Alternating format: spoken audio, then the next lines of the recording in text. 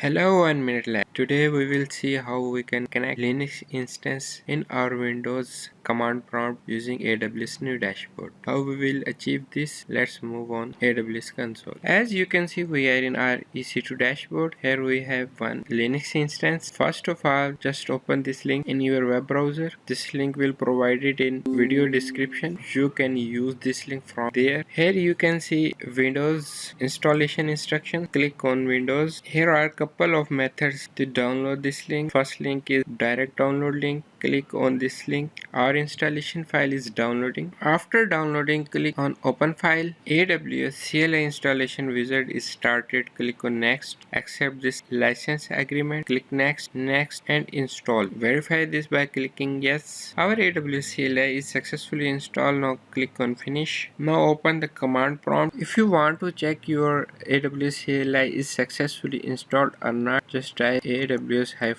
version and hit enter. After a couple of seconds, this will show you the result. If this result will came, it means your AWSCLI is successfully installed. Now we need to log in with our AWS credentials. Just type AWS configure and hit enter. This is asking for our access key. I have already downloaded my credentials file. Just open this credential file. Here is the access key. Select and copy this key and paste here. Hit enter. Now it is requiring secret key. Now copy this secret key and paste here and hit enter. Now it is asking about region. I want to connect with US East 2, so I just type US-East-2 and hit enter. I do not want to specify any output format. Just hit enter. As you can see, we are successfully logged in with our AWS credentials. Now here we want to connect our test server. We need two things to connect this server. First is our public IP. I am just copying my IP address in clipboard. And second thing is our PEM file. Our PEM file is downloaded in our downloads folder. So first of all, I need to move in our download folder. For this we will type cd space downloads and hit enter. If I type dir and hit enter, this will show all the directories and files. As you can see, we have my-test-server.pem file. So now just type command ssh space -i space. Now we type our PEM file name, then space, and now we type username. For Linux, default username is ec2-user. Now type @ and paste your IP address and hit enter. This is asking from us